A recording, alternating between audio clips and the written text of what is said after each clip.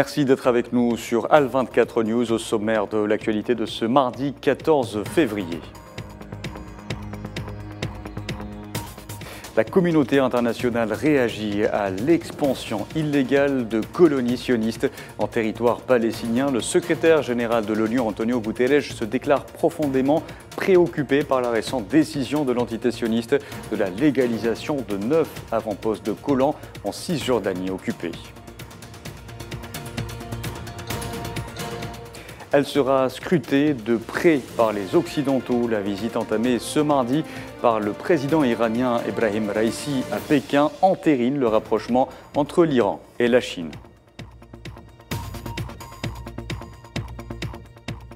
Face à la tragédie du séisme dévastateur ayant secoué son pays, le président syrien Bachar el-Assad accepte d'ouvrir 2 nouveaux points de passage transfrontaliers afin d'acheminer l'aide humanitaire aux victimes. Et puis les membres de l'OTAN se réunissent ce mardi en vue d'accélérer les livraisons d'armement et de munitions à l'Ukraine. Ils doivent étudier la délicate question d'envoi d'avions de combat à Kiev.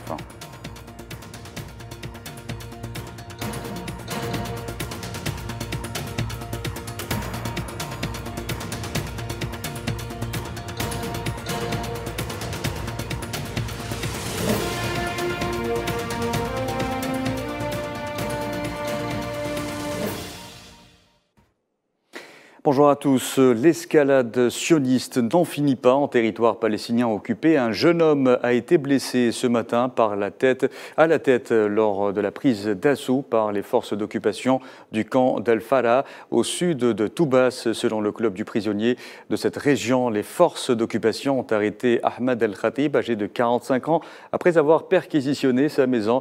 Une opération au cours de laquelle son fils a été blessé à la jambe après avoir été mordu par un chien policier.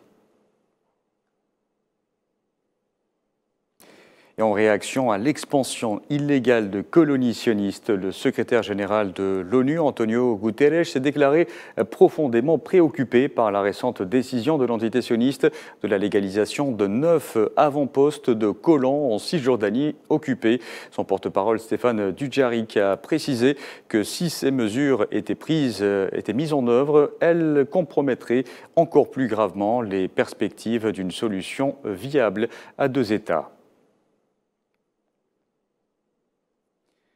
Pour sa part, l'Union européenne a affirmé son rejet de la décision des autorités d'occupation sionistes de légaliser ces territoires, réaffirmant sa position selon laquelle les colonies étaient illégales au regard du droit international et qu'elles ne reconnaîtraient aucune modification sur les frontières de 1967.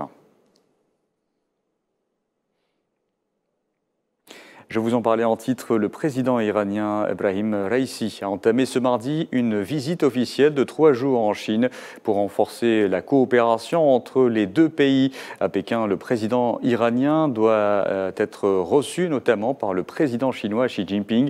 Les 2 dirigeants se sont rencontrés pour la première fois en septembre lors du sommet de l'Organisation de coopération de Shanghai organisé en Ouzbékistan. Cette visite, on en parle encore, il s'agit du 10e voyage à l'étranger au cours des 18 derniers mois pour le président iranien. Ce n'est pas un secret, ce n'est un secret pour personne. Les relations entre les 2 pays ont de tout temps été au beau fixe avec ce périple. À Pékin, d'Ebrahim Raïssi, une vingtaine de protocoles d'accord sur la coopération bilatérale doivent être signés. Mohamed Amin Aberkan. Il s'agit de la première visite du genre pour le président Ebrahim Raïssi en Chine à la tête d'une délégation économique et politique de haut rang à l'invitation du président chinois Xi Jinping. Avec cette étape, Pékin espère œuvrer avec l'Iran et profiter de la visite de Raïssi pour promouvoir un plus grand développement et du partenariat stratégique global Chine-Iran. La Chine et l'Iran jouissent d'une amitié traditionnelle et c'est le choix stratégique des 2 parties de consolider et de développer les relations sino-iraniennes.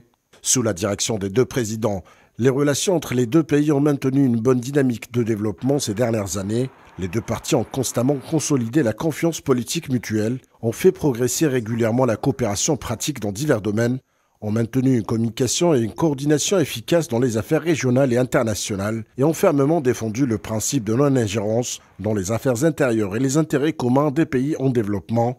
La forte délégation iranienne qui a fait le déplacement en Chine comprend également le gouverneur de la Banque centrale d'Iran, Ali Bekiri, qui est à la fois le vice-ministre iranien des Affaires étrangères chargé des affaires politiques et le principal négociateur du pays dans les pourparlers sur la suppression des sanctions avec d'autres signataires de l'accord nucléaire iranien de 2015. Avec cette visite, Pékin ambitionne de promouvoir un plus grand développement du partenariat stratégique et de jouer un rôle constructif dans le renforcement de l'unité et de la coopération des pays du Moyen-Orient et dans la promotion de la sécurité et la stabilité régionale. Et le développement de la coopération entre l'Algérie et l'Iran, évoqué hier à Alger par l'ambassadeur de la République islamique d'Iran, Hossein Machelchi Zada, reçu en audience par le président algérien Abdelmadjid Tebboune. Le diplomate iranien lui a rendu une visite d'adieu au terme de sa mission en Algérie.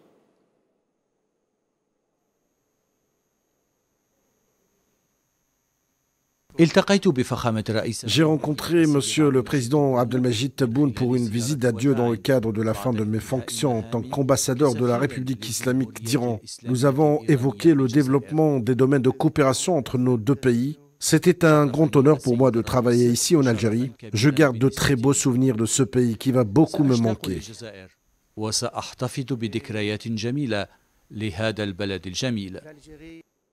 Le développement de la coopération algéro-sud-africaine au menu cette fois de la visite de travail qu'a effectuée à Pretoria le chef de la diplomatie algérienne Abdallah Mamra aux côtés de son homologue sud-africaine Naledi Pandor.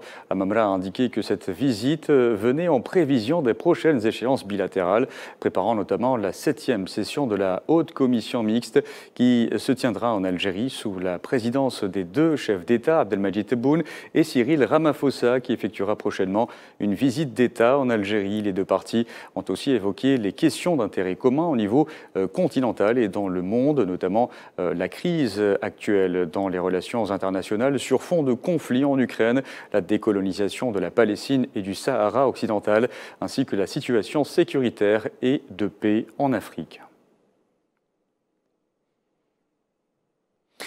Je vous le disais en titre, face à la tragédie du séisme dévastateur qui a secoué son pays, le président syrien Bachar al-Assad a accepté d'ouvrir 2 nouveaux points de passage transfrontaliers entre la Turquie et le nord-ouest de la Syrie pour 3 mois afin d'acheminer l'aide humanitaire aux victimes.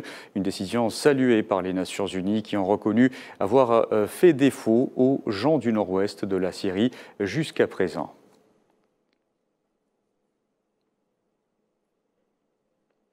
Et l'équipe de la protection civile algérienne dépêchée en Syrie, justement, suite au séisme dévastateur qui a frappé ce pays frère, est rentrée en Algérie hier au terme de l'opération de recherche et de sauvetage.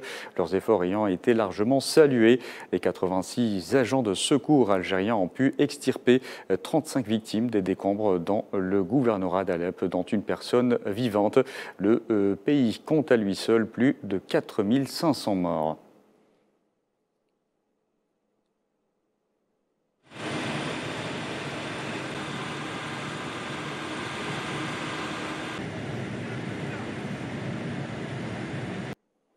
Et avant d'emprunter l'avion pour entrer en Algérie, les éléments de la protection civile ont été salués par l'ambassadeur d'Algérie en Syrie.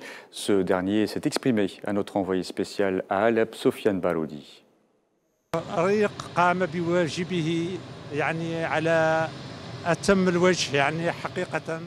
L'équipe de sauvetage a fait son devoir en étant très professionnelle. Je leur souhaite un bon retour au pays. Le groupe a laissé une bonne impression chez le peuple syrien frère. Ils ont fourni d'énormes efforts, surtout quand on voit tous les dégâts causés par le séisme. Ils ont tout de même pu sauver une personne. Plusieurs cadavres ont été sortis de sous les décombres. C'est un noble métier et difficile. Et comme vous le savez, les relations algéro-syriennes sont des relations solides. Notre souhait, c'est de voir la Syrie se relever de ce séisme dévastateur.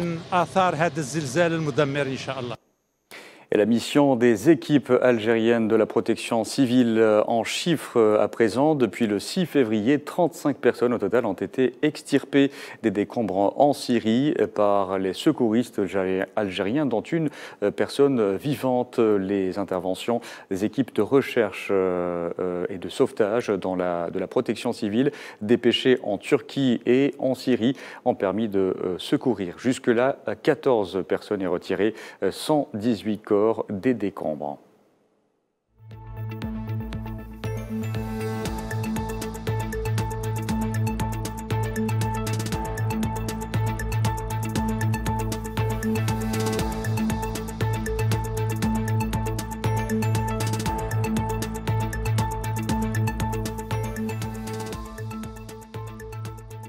Et à noter que le nombre de morts comptabilisés dans ces deux pays s'élève à plus de 35 morts depuis le 6 février. Je vous le disais en titre, les membres de l'OTAN se réunissent ce mardi en vue d'accélérer leur livraison d'armement et de munitions à l'Ukraine.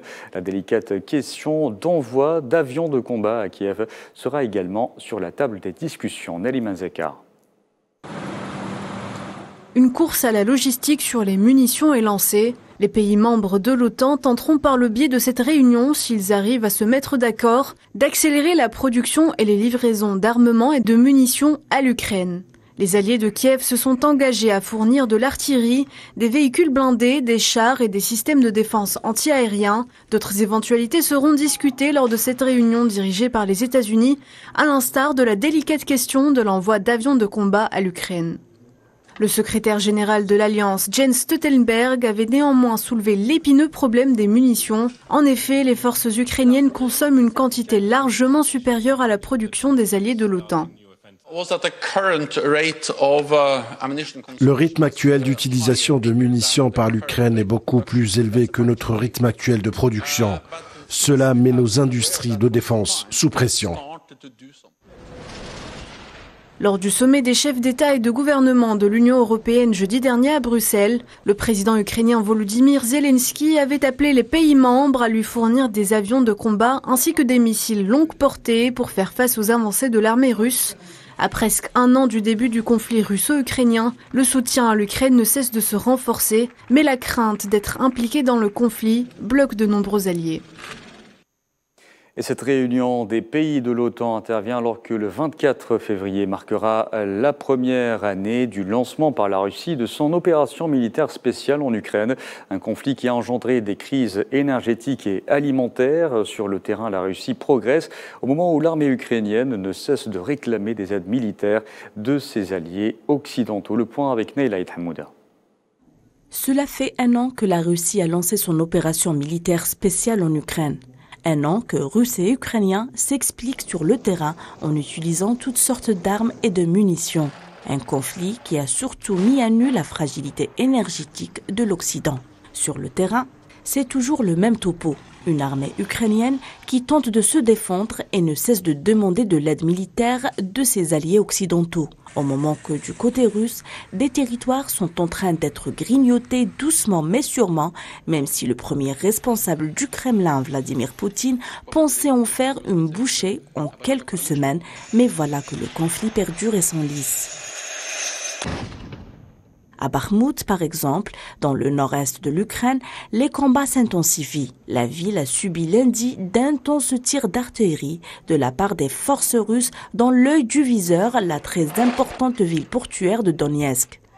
L'Ukraine a reconnu lundi une situation compliquée au nord de Bakhmout, où l'armée russe a revendiqué avoir mis la main sur un nouveau village, poursuivant sa tentative d'encercler cette ville forteresse du Donbass. Bakhmout est un objectif majeur pour Vladimir Poutine. 12 mois de bombardements russes en ont déjà laissé une grande partie en ruine. La plupart des infrastructures civiles ont été touchées par des bombardements et ont cessé de fonctionner, tandis que le gouvernement ukrainien encourageait les habitants à quitter la ville. Afin de contrer l'offensive russe et de reprendre les territoires perdus, l'Occident en désarroi, il y a quelques jours encore, pour fournir à l'Ukraine des avions de chasse et des missiles à longue portée, revient au chevet de Kiev. Une importante réunion mardi des ministres de la Défense des membres de l'OTAN à Bruxelles qui dessinera le futur de l'Ukraine militairement dans ce conflit.